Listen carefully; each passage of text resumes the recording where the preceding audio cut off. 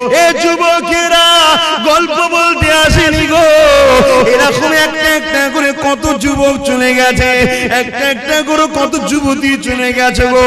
তোমার যৌবনটাকে আল্লাহর বিরুদ্ধে লাগাও না গো, তোমার এই ক্ষমতাটাকে রাসূলের বিরুদ্ধে লাগাও না গো, তোমার এই ক্ষমতাটাকে মিথ্যার পক্ষে লাগাও না গো, তোমার এই ক্ষমতাটাকে আল্লাহর ঘরের বিরোধীকারীদের পক্ষে লাগাও না গো। এ যুবকেরা রূপ যৌবন আল্লাহ দিয়েছে, বুড়িরা রূপ যৌবন আল্লাহ দিয়েছে, এটা আল্লাহর রাস্তায় লাগাও, আল্লাহর রাস্তায় খরচ করো, কেননা এই যৌবন বেশি দিন নয়, আবার তুমি বার্ধক্য হয়ে যাবে। এই বয়সে যে বেশি বেশি করে ইবাদত করো, আল্লাহকে সিজদা দাও, রোজা রেখে রেখে জিন্দেগি কাটা, কোরআন তেলাওয়াত করে করে যদি কাটা, রাসূলের মাহফিলে গিয়ে গিয়ে যদি কাটা, হালাল ইনকাম করে করে যদি কাটা, কারণ হালাল ইনকাম করাটা ইবাদত, গরিব এতিমদেরকে দান খায়রাত করে করে যদি কাটা, কোন মানুষ বিপদে পড়েছে তাকে অর্থ যদি দিতে নাও পারো গো, শরীর দিয়ে মেহনত করে তার যদি সহযোগিতা করতে পারো গো। এ যুবকেরা মনে রেখে দিও, কাল কিয়ামতের ময়দানে এত কঠিন জায়গা হবে। কি মনে করছো দুনিয়ায় সব জায়গায় দাদাগিরি দিয়ে পার হয়ে যাবে?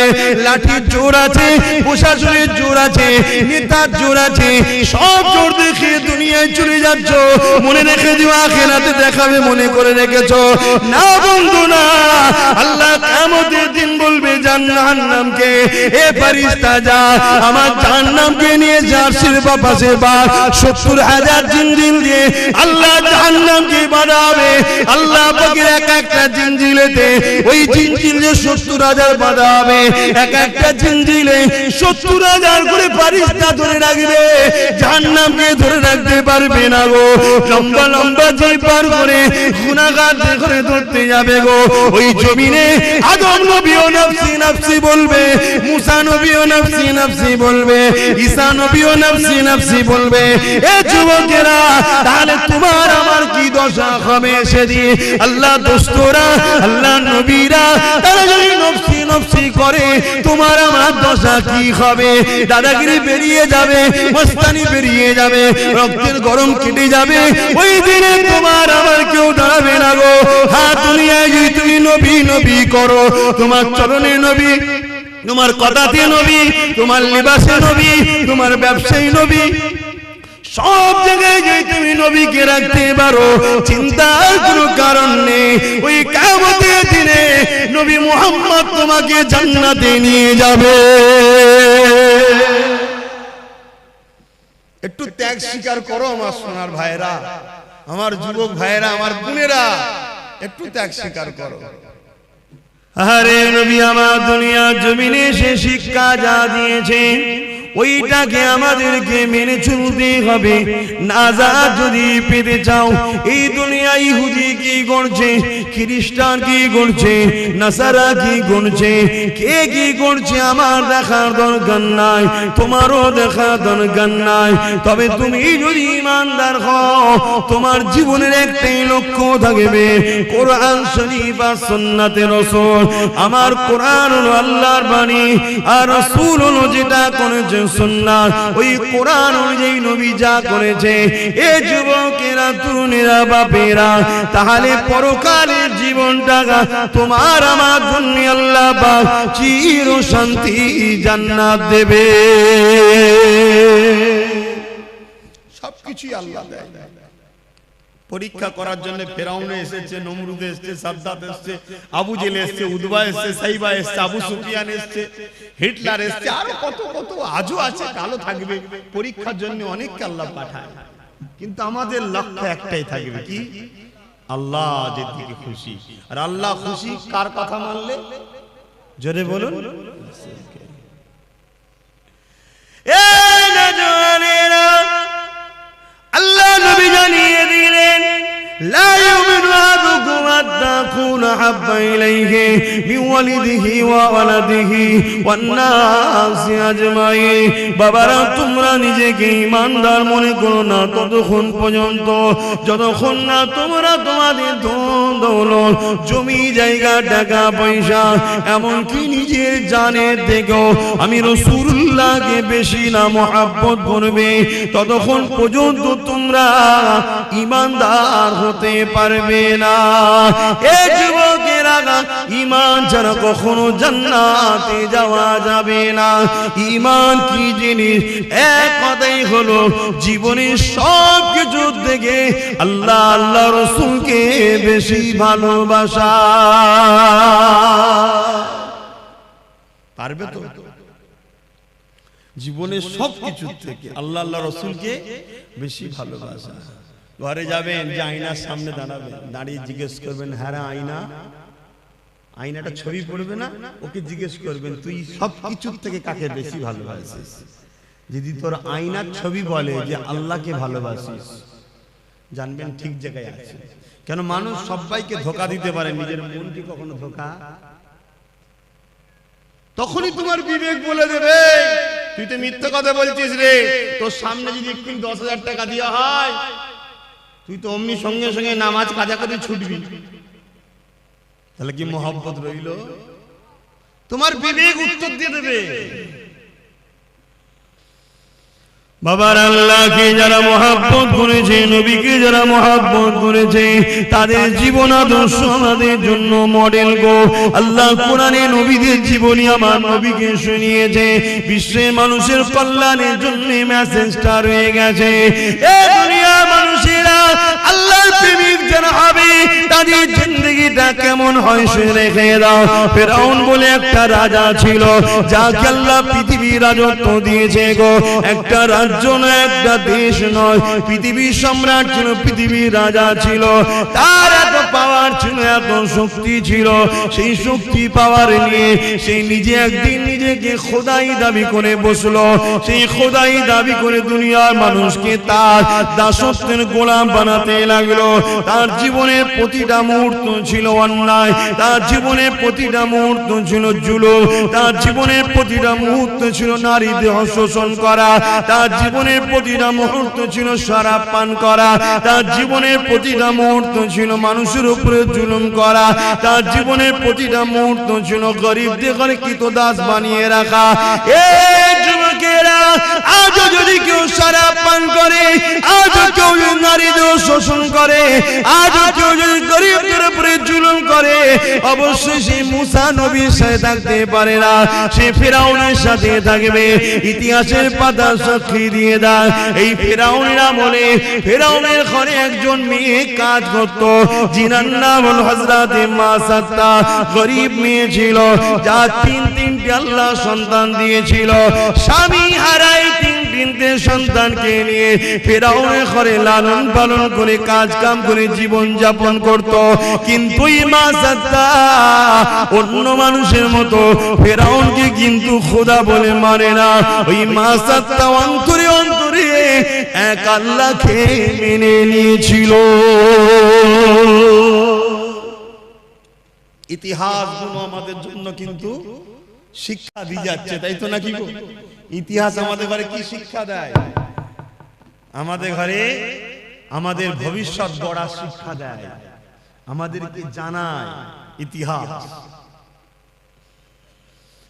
এই যুবকেরা, ও আমার আম্মারা, বোনেরা, মন দিয়ে শুনে রেখে দেন, এসেছি আপনাদের পীরের বাচ্চা, নবীর খানদান, নবীর গোলাম বলে দিয়ে যায়। আজ আছি, কাল আমিও থাকবো না গো। বিশ্বাসের কোনো বিষয় নাই গো। আজ আপনারা আছেন, কাল আপনারা চলে যাবে। সবাই কাফন পরিয়ে দিয়ে মিনহা খালাকনাকুম ওয়া ফিহা নুঈদুকুম ওয়া মিনহা নুখরিজুকুম তারাতান উখরা বলে মাটি দিয়ে চলে আসবে।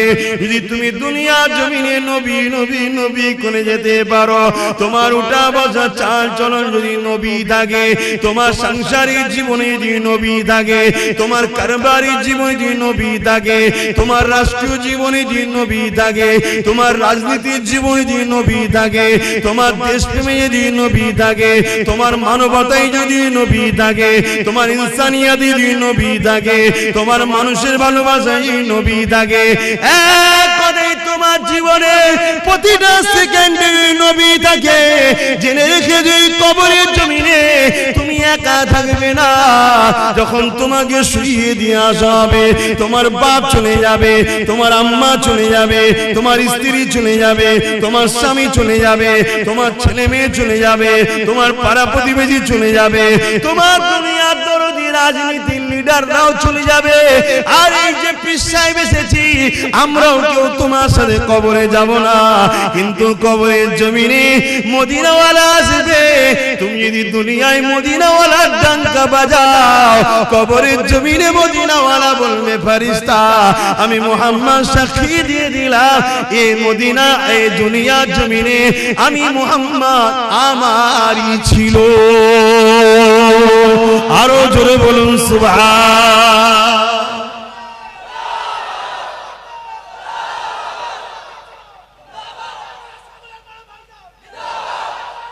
আল্লাহু আকবার। 15 থেকে 50 35টা বছরের জিন্দেগির জন্য জাহান্নাম কিনে নেবেন না আমার সোনার ভাইরা। করো, ব্যবসা করো, কারবার করো, কি বলো, সমাজ সেবা করো, অর্থনীতির সেবা করো, মানুষের পাশে দাঁড়াও, রাষ্ট্র পরিচালনা করো, সব করো, কিন্তু কোনটা করলে আল্লাহ খুশি, কোনটা করলে রাসূল খুশি, এটা মাথায় রাখো। কোনটা করলে আল্লাহ খুশি, রাসূল খুশি, ওটা করো। আর ইসলাম একটা কমপ্লিট জীবন ব্যবস্থার নাম। ইসলামে শুধু নামাজ, রোজা, হজ, যাকাতের মধ্যে সীমাবদ্ধ করবেন না। ইসলাম বা কোরআনে এমন কোন জিনিস নাই যে যার সমস্যার সমাধান নাই। যুবক শোনো, ভাই আমার, যুবতী বোনেরা শোনো, তোমার মতো হাজারো লাখো যুবক যুবতী এই দুনিয়া থেকে কবে চলে গেছে, যুবক বয়সে, এই যুবতী বয়সে চলে গেছে। তোমার মতো হাজার হাজার যুবক মদ খেয়ে রাস্তার ধারে টলে টলে পড়ে আছে। তোমার বয়সে হাজার হাজার বোন বিধবা হয়ে যায়, ফুটপাতে পড়ে আছে, বা নিজের শরীরকে বিক্রি করে পেট চালাতে হচ্ছে। তা থেকে আল্লাহ ভালো রেখেছে না রাখেনি? শুকরিয়া আদায় করো, আল্লাহর নেমত হারামি হয়ো না। শুকরিয়া আদায় করো যে আল্লাহ আলহামদুলিল্লাহ অনেক ভালো আছি। তো সেই আল্লাহকে ভুলে যেও না। তিনি কি চায় তোমার থেকে? বান্দা আমায় একটু সেজদা দে, রুকু দে, আর আমার হাবিবের কথা অনুযায়ী চল, অন্য কারো কথা শুনিস না, সব ধোঁকা। আমার হাবিব তোদের আপন। জোরে বলুন সুবহানাল্লাহ। এটা আমি বলিনি, আল্লাহ বলছে। এ কথা বলা যাবে তো নাকি? এ কথাও বলা যাবে না। তবে আগামী দিন ধর্মীয় আলোচনাও সমস্যা হবে, সেই সিচুয়েশন তৈরি হচ্ছে। বাপেরা, নওজওয়ানেরা, যুবকেরা, মন দিয়ে শোনো, পরিবর্তন হবার চেষ্টা করো। কেননা এই দুনিয়াতে আমার আপনার জন্য পরীক্ষার জায়গা। আখিরাতের জমিনটা বড় কঠিন হবে। ওই কবরের জমিনটা যদি তোমার রাসূলের না হয়ে যেতে পারো, ওই কবরের জমিনে আল্লাহ বা 99টা করে সাপ দেবে গো। ওই কবরের জমিনে দেখা যাবে জাহান্নামের একটা গর্ত হয়ে যাবে গো। এই যুবকেরা, দুনিয়ার জমিনে যদি সামান্য একটু আগুনে হাত লেগে যায়, সঙ্গে সঙ্গে যদি হাতটা টেনে এলাও, তার জ্বলনটা মাসকে মাস থাকতে থাকে, তার কষ্টটা বলার মতন এত কষ্ট হতে থাকে। দুনিয়ার যে আগুন দেখছো, ওই আগুনটা জাহান্নামের আগুনের কাছে তো বড় পেন নাই গো। জাহান্নামের আগুনকে 70,000 বার ধোয়ার পরে তারপরে আগুনটা তৈরি হয়েছে গো। এ যুবকেরা, গল্প বলতে আসেনি গো। এরকম একটা একটা করে কত যুবক চলে গেছে, একটা একটা করে কত যুবতী চলে গেছে গো। তোমার যৌবনটাকে আল্লাহর বিরুদ্ধে লাগাও না গো। তোমার এই ক্ষমতাটাকে রাসূলের বিরুদ্ধে লাগাও না গো। তোমার এই ক্ষমতাটাকে মিথ্যার পক্ষে লাগাও না গো। তোমার এই ক্ষমতাটাকে আল্লাহর ঘরের বিরোধীকারীদের পক্ষে লাগাও না গো।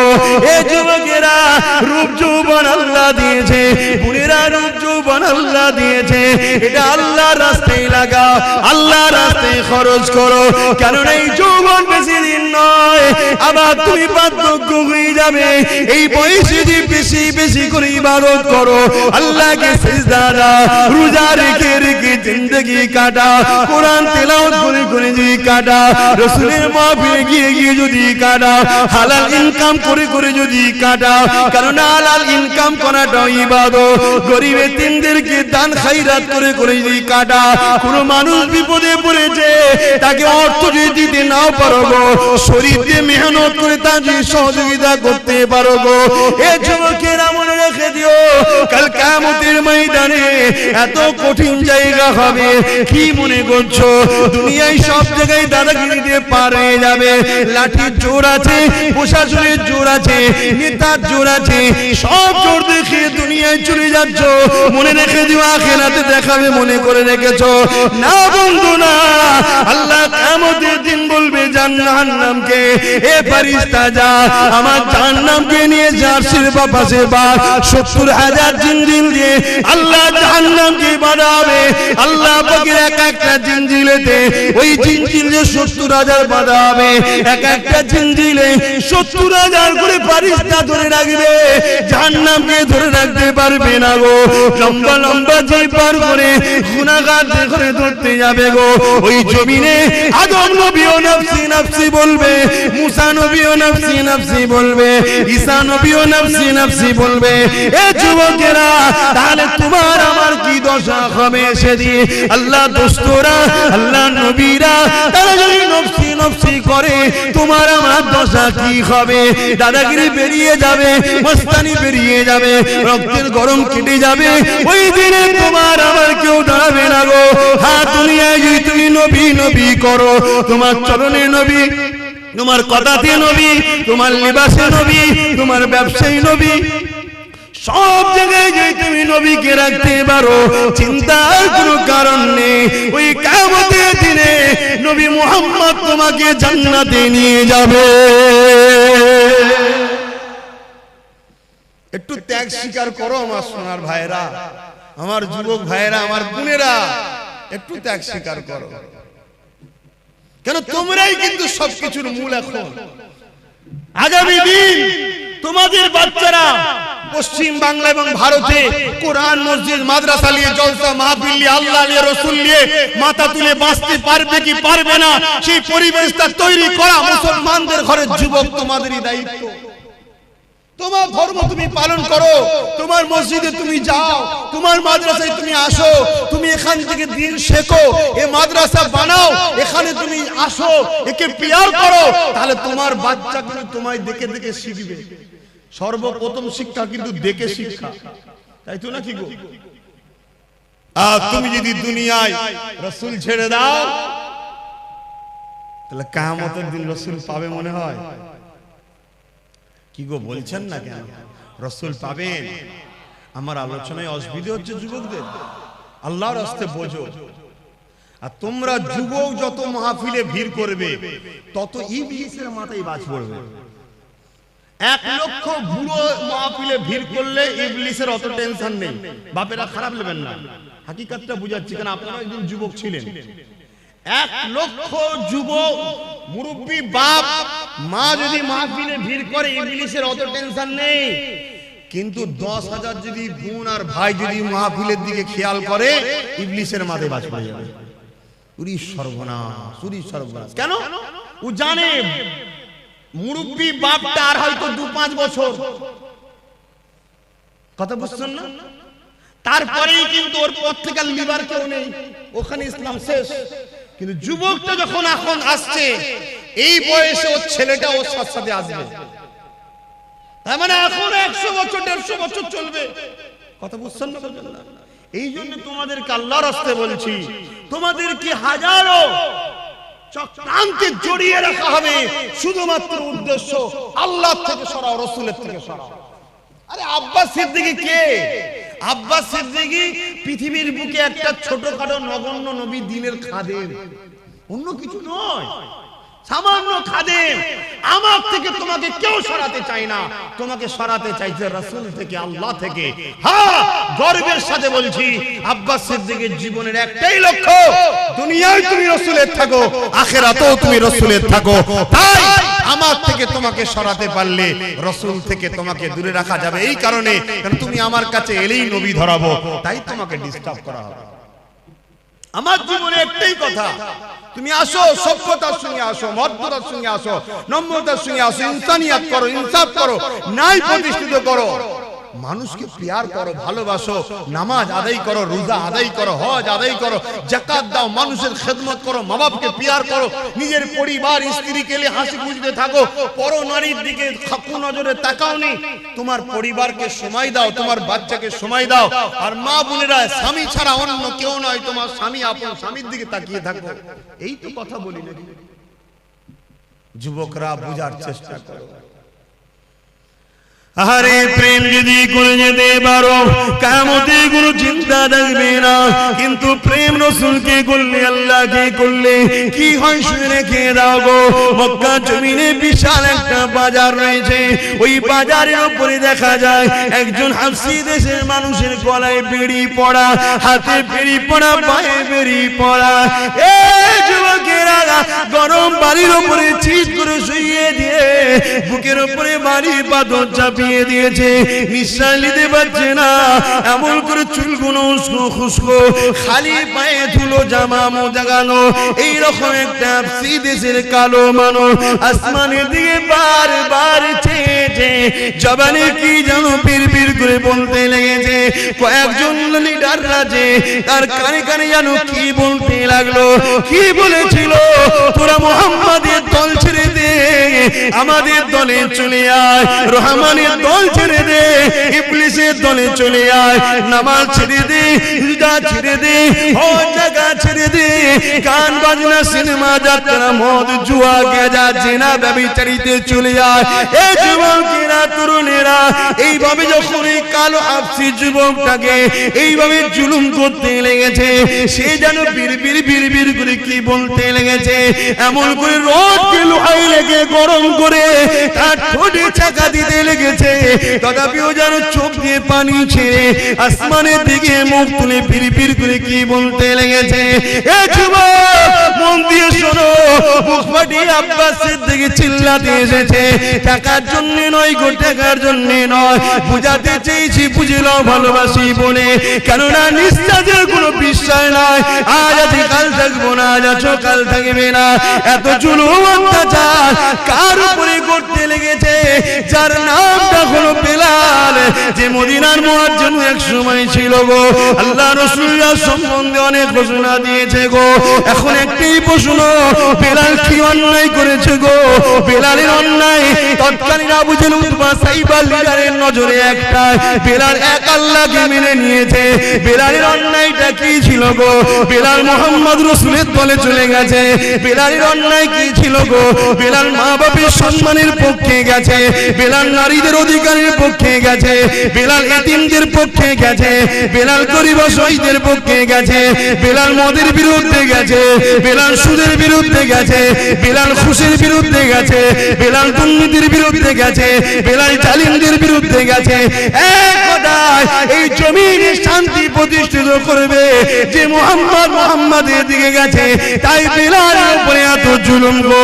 এখন চিৎকার দিয়ে তোমাদের জানতে চাই, তোমরা যদি আল্লাহর দিকে যাও, রাসূলের দিকে যাও, ইবলিসের চালারা মারবে, জুলুম করবে, কেস দেবে, জেল হবে, জরিমানা হবে, তাহলে তোমরা চিৎকার দিয়ে বলো আল্লাহর দিকে থাকবে না, থাকবে না?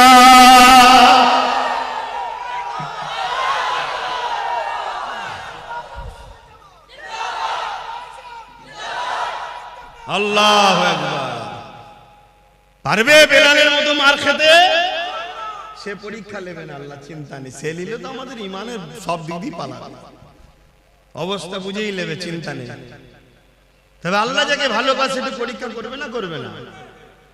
তুমি পরীক্ষা করো না? তোমায় কেউ যদি বলে ভালোবাসে, পরীক্ষা করো না? তুমি কেউ নয় যদি পরীক্ষা নিতে পারো, সবকিছুর মালিক যিনি, তিনি পরীক্ষা নেবে না, দুটো হাত দিলাম, দুটো চোখ দিলাম, দুটো কান দিলাম, দুটো পা দিলাম, নিঃশ্বাস দিলাম, আজও বাঁচিয়ে রেখেছি। মায়ের পেটে ছিল, খাইয়েছি, দুনিয়ায় আসার আগে মায়ের স্তনে দুধ দিয়েছি, খেয়েছে, জমিনে গাছ লাগাই ও ফল দিই আমি, তো সে আল্লাহ একটু পরীক্ষা নেবে না? পরীক্ষা যেই নেবে উনি মন খারাপ করলে হবে? তবে হ্যাঁ, আমাদের জন্য তো অনেক ফেসিলিটি আছে, যে ফেসিলিটিটা সাহাবারা পায়নি বা অন্যান্য নবীরা পায়নি, আমরা কিন্তু অনেক ফেসিলিটি পেয়েছি। কি? আমার রাসূল জানিয়ে গেছে।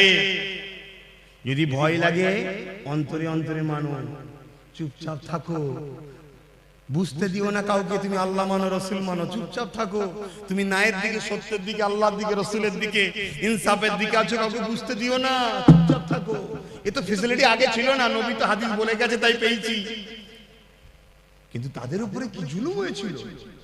হ্যাঁ, আজকে এত মা বোন, আহা, আজকে ঘরে কারো অভাব নেই, তারপরও ফিরি পেলে সব ছুটছে, সব ছুটছে, পর্দা জর্দা হয়ে যাচ্ছে। কি গো বাপ, পর্দা করা ইসলামে কি ফরজ? ফরজ কি ফরজ? ফরজে আইন। আমার মা পর্দা করলে সবার মায়ের পর্দা হয়ে যাবে নাকি? না, এত বড় ফরজ, যেখানে জান্নাতের দরজায় লেখা আছে দাইয়ুসু লা ইয়াদখুলুল জান্নাত, দাইয়ুস কোনদিন জান্নাতে যেতে পারবে না। দাইয়ুস কে?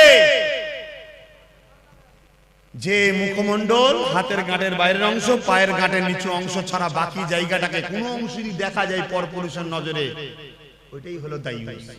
ওটা স্বামীর দেখা হয়, বাকি জায়গাটুকু নয়। বাকি এই মুখমণ্ডল, হাতের গাঁটের বাইরের অংশ, পায়ের গাঁটের বাইরের অংশ ছাড়া বাকি জায়গা যা আছে স্বামী ছাড়া কারো দেখার হক নেই। কথা বুঝে আসছে? আজকে আমরা কি করছি?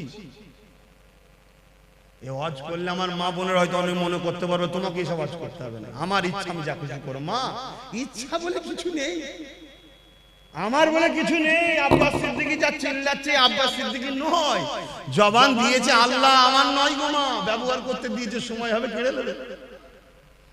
এই হাত আমার নয়, আল্লাহ দিয়েছে। চোখ আমার নয়, আল্লাহ দিয়েছে। কান আমার নয়, আল্লাহ দিয়েছে।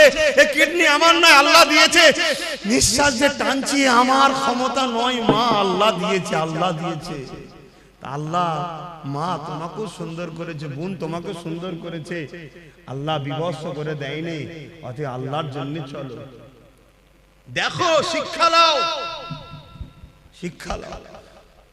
যুবকেরা শুনে রেখে দাও, নারীরা বড় দুর্বল হয়ে গো, নারীরা বড় কমজোর হয়ে গো, তথাপিও পৃথিবীর বুকে আল্লাহর জন্য, নবীর জন্য, আমার রাসূলুল্লাহর উম্মত উম্মতিদের মধ্যে থেকে সব থেকে প্রথম যিনি জান দিয়েছে, তিনি কেউ নয় গো, তিনি পুরুষ নয়, তিনি একজন নারী। কি নাম? সবই তো আল্লাহ করে জানো, তো মায়েদের মতো কেন হচ্ছ না? বোন মায়েরা এই মায়েদের মতো। যুবকেরা, খুব একটা যে বয়স হয়েছে আম্মা জান সুমাইয়া তা নয়, হালকা বয়স রয়েছে, একটা সন্তানও রয়েছে, স্বামীও রয়েছে, এমন সময় কিন্তু গোপনে গোপনে আমার আল্লাহকে আল্লাহ বলে মেনে নিয়ে, নবীকে রাসূল বলে মেনে নিয়ে হক শান্তি ধর্ম ইসলামে প্রবেশ করেছে। তৎকালীন আবু জিল, উতবা, সাইবা, আবু লাহাব যারা লিডার নেতৃত্ব দিত, এমন করে তারা জুলুম অত্যাচার শুরু করে দিল আম্মা জান সুমাইয়ার উপরে। যুবকেরা, তরুণেরা, আব্বারা, আম্মা সুমাইয়ার উপরে কত জুলুম করেছিল। অর্ধ উলঙ্গ করে দুটো ঘোড়াকে নিয়ে এসেছে, আম্মার পায়ে দড়ি বেঁধেছে, ঘোড়ার পায়ে দড়ি বেঁধেছে, ঘোড়াকে ছুট কাটিয়েছে। আম্মা জানের পিঠের কোমরে চামড়াটা ঘিসড়ে ঘিসড়ে গুটিয়ে গুটিয়ে গুটিয়ে কাদের কাছে জড়ো হয়ে গেছে। যুবকরা ভেবে দেখো তো দেখি, সামান্য একটু চৌদা গালে খেয়ে যেতে লেগেছ, তাহলে আম্মার উপরে কি জুলুম হয়েছে। আম্মা এই অবস্থাতেও আম্মার বুকে আবার ভারী পাথর চাপিয়ে দিয়েছে, গরম মরুভূমির বাড়িতে পিঠের গোশত সেদ্ধ হয়ে যাচ্ছে। এই অবস্থাতে বলেছিল, এ সুমাইয়া, আল্লাহর নবীর দল ছেড়ে দে, আমাদের দলে চলে আয়। আম্মা সুমাইয়া বলেছিল, রে জালিম, জান একদিন বেরিয়ে যাবে, কিন্তু আমি আমার আল্লাহ আল্লাহ রাসূলকে ছাড়বো না। এ যুবকেরা, তরুণেরা, আব্বারা এমন করে এক বল্লম নিয়ে আম্মা সুমাইয়ার অন্তরে আঘাত করে দিল। আম্মার শরীরটা দুটুকরো হয়ে গেল, বুক চিরে কলিজা বেরিয়ে গেল, পিছন থেকে বুক দিয়ে পিঠ দিয়ে বেরিয়ে গেল।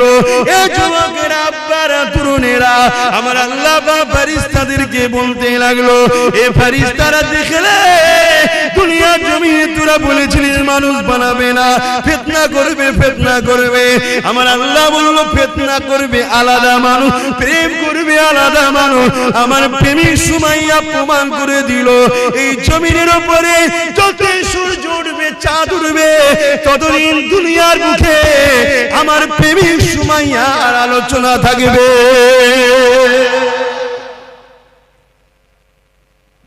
আজকে আব্বাস সিদ্দিকীকেও আলোচনা করতে হচ্ছে, যেন আল্লাহর প্রেমিক। বলো, সে আল্লাহর রাসূলের প্রেমিক হতে পারবে তো নাকি গো? জান মাল সব দিয়ে প্রেমিক হতে হবে। দুনিয়ায় কারো কথা শুনলে চলবে না, আমাদের ঘরে মুহাম্মদ রাসূল এবং আল্লাহর কথা শুনে চলতে হবে, তাই তো নাকি? তাহলে বলুন, জীবনের শেষ নিঃশ্বাস পর্যন্ত নিজেদের জান মাল দিয়ে আল্লাহ আল্লাহ রাসূলের জন্য কারা নিজের জীবনকে উৎসর্গ করতে পারবেন? হাত তুলে দেখান। নারে তাকবীর, নারে তাকবীর। যে হাতগুলো উঠেছে আল্লাহ কবুল করেন, বলুন আমিন। আরো জোরে বলুন আল্লাহুম্মা আমিন। যদি কেউ জান্নাতে যেতে না চায়, হাত না তুলতে চায়, বেকার, তার জন্য দোয়া আছে। আমার বেকার, তাকে কষ্ট দিলাম না, তাই তো? সে বেচারি যেতে চাইছেন, আমি কেন ধরে টানতে যাবো? আল্লাহ কবুল করো। কিন্তু এই হাতগুলো কতটা ভালো, ঠিক আছে না? শুধু তুলে দিলেন। ভাইরা, নওজওয়ানেরা, প্রেম যে নেই তা নয়, অবশ্যই দুনিয়ায় যদি ঈমান না থাকবে, আল্লাহ পাক দুনিয়াকে ততদিন রাখবে।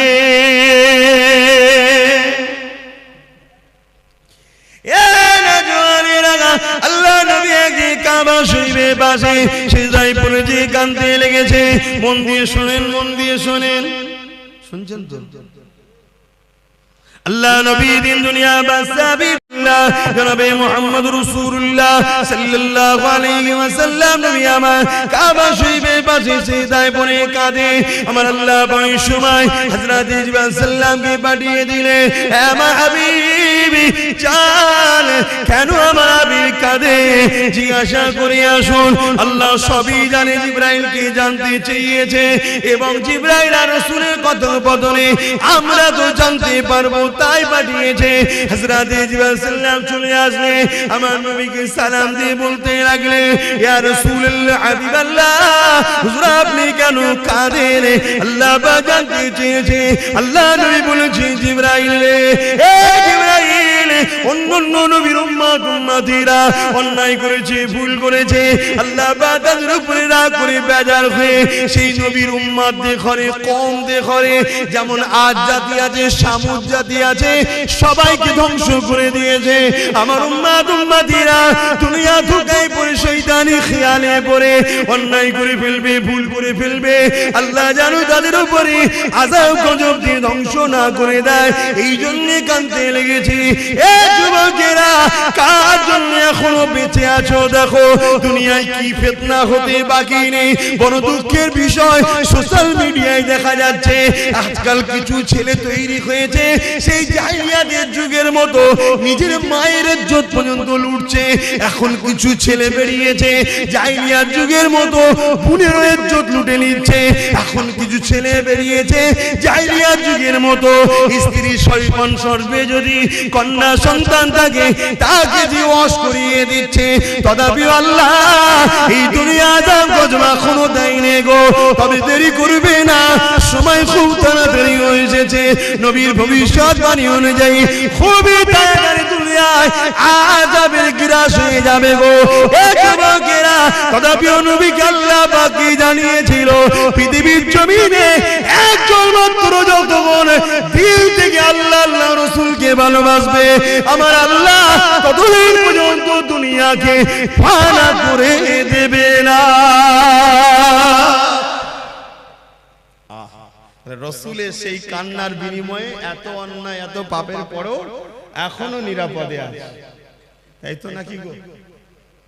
তাহলে সেই নবীর ঘর মাদ্রাসা, কোরআনিয়া মাদ্রাসা বা খানকা হলো ইলমে বাতিনির মাদ্রাসা। ইলম দুই ধরনের, আল ইলমু ইলমানি, একটা জাহিরি অপরটা বাতিনি। কথা বুঝে আসছে? জাহেরি ইলম হলো ফলের খোসা, আর বাতিনি ইলম হলো ফলের ভেতরের অংশ। কথা কিছু বুঝতে পারছেন? ওই ফলের ভেতরের অংশটাকে হিফাজত করতে গেলে বাইরে খোলা দিতে হয়, জাহেরি ইলম দিতে হয়। জাহেরি ইলম না থাকলে ও পীর সাহেব আবার বেদাতি হয়ে যাবে, ভণ্ড হয়ে যাবে। এই জন্য জাহেরি ইলম বাতিনি ইলম দুটো দরকার। আর বাতিনি ইলম ছাড়া নবীর দিদার পাওয়া যায় না। জোরে বলুন সুবহানাল্লাহ। আর 15 মিনিট সময় নেব, 4টে পর্যন্ত হবে। আপনারা বিরক্ত হচ্ছেন?